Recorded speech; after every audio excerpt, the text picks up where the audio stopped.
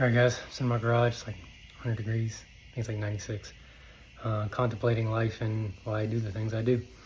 So I decided I wanted to switch from a hydraulic clutch to a cable clutch because I think cable clutch is easier to find your friction zone, easier to maneuver. I know some people are gonna whine, it's easier to shift with a hydraulic clutch out here, whatever. With the easy pull system, I feel no difference in a hydraulic clutch and a cable clutch. Cable's a lot less maintenance. And I just think it feels better, so I'm swapping. I thought I had all the parts I needed, but I didn't check anything on the primary side. Only ordered everything for the trans cover side, and I'm missing stuff. I'm gonna go over the crap you need and what you need to do to swap it out. You're welcome. So the only thing I actually like about the 2014 and up clutch system, the hydraulic clutch system that Harley introduced, was the trans cover. It's only 2 bolts here and you can remove the entire cover, and you can do that with most exhausts still on there. So that's awesome. This is where your slave cylinder goes, 3 bolts here. When you squeeze the lever, pushes fluid into it, pushes your push rod, which hits your pressure plate, relieves pressure on the clutch, allows you to shift. Don't need this anymore. This is for a 2013 and older trans. So unfortunately with the bolts, especially these around here, you gotta remove your entire exhaust, so it's a pain in the ass. I've done it numerous times. You're also gonna need the little ramp things here with this retaining ring. Don't gig me on the placement of the retaining ring, I haven't adjusted it yet. It needs to be up here, I believe. If you have it down here, when you pull your clutch lever, that's actually gonna flex and your pressure plate isn't going to disengage. So make sure you put it in the right position. I believe it's up here like the 11 o'clock. I got to look back at my old pictures, but it's not in the right place right now. I haven't installed the clutch cable completely yet because I'm going to put an easy pull on there just to relieve some pressure. I've got a pretty heavy duty clutch from my 120, so anything helps, especially in stop and go traffic. You're going to need a clutch cable. Measure your own. I don't know what you need. I had to get one for my 16-inch bars, so yours and mine won't be the same. You're gonna need a clutch rod for a 2013 and older, maybe a 21 and newer. I'm not sure if they're the same length. I don't have one in front of me, I haven't taken one apart. But the top one here is a 2014 and above.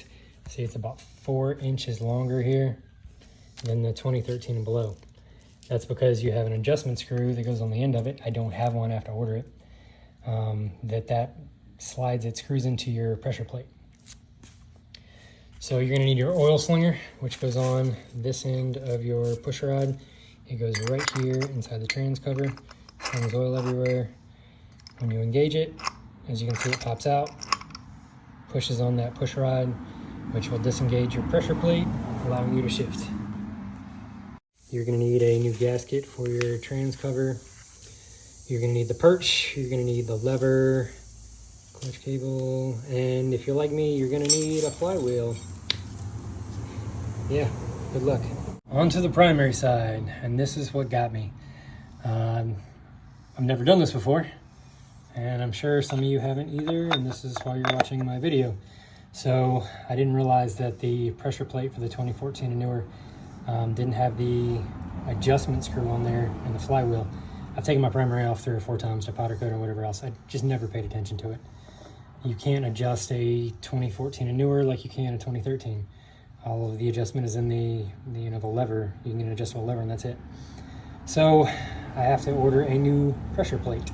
So the push rod comes out of that hole right there in the middle. It pushes on that nipple, which disengages the pressure plate on a 2014 and newer. Unfortunately, I need an adjustment screw because it adds 3 or 4 inches on there. And it also threads right into your pressure plate to adjust the clutch. So since I don't have that, I'm going to have to order one. So back in the land of misfit toys, aka my garage, I finally got some motivation and picked up the pressure plate I needed to finish switching from hydraulic to cable clutch. Everything else is already installed. I just needed to get a pressure plate.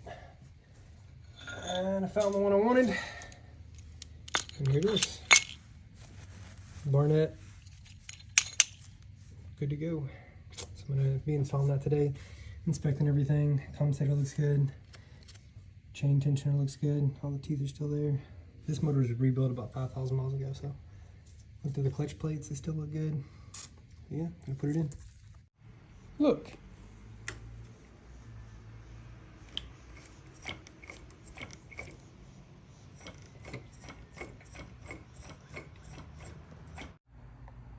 Had the jam not way too tight. Nice easy pull.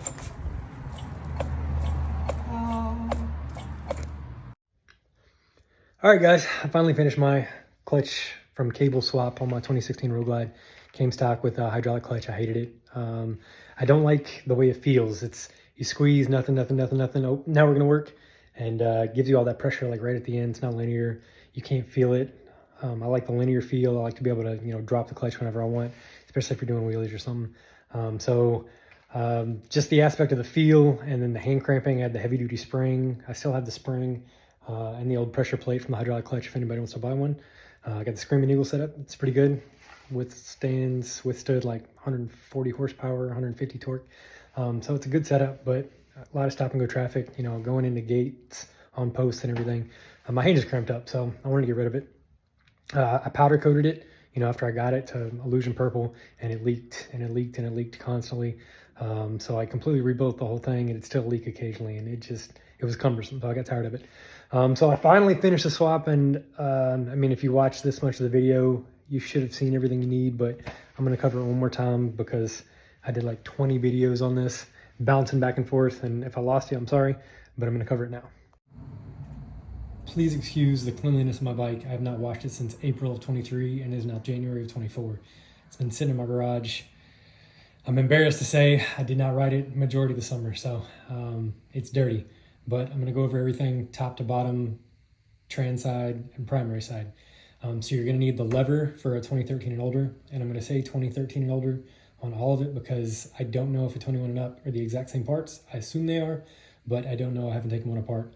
So you're gonna need the lever for a 13 and older, the perch for a 13 and older.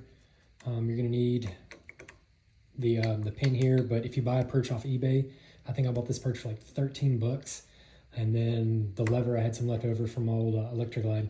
You're gonna need a clutch cable. I'm not gonna tell you which one to order. I needed one that was extremely long because I have 16-inch T-bars. So you're gonna need the clutch cable. That is everything you need on the top. On to my very dusty trans side. On the 2014 up to 2020, it's got the trans cover, which is the big sheet of aluminum you saw earlier in the video. The slave cylinder fits right here, and then it's got the cover.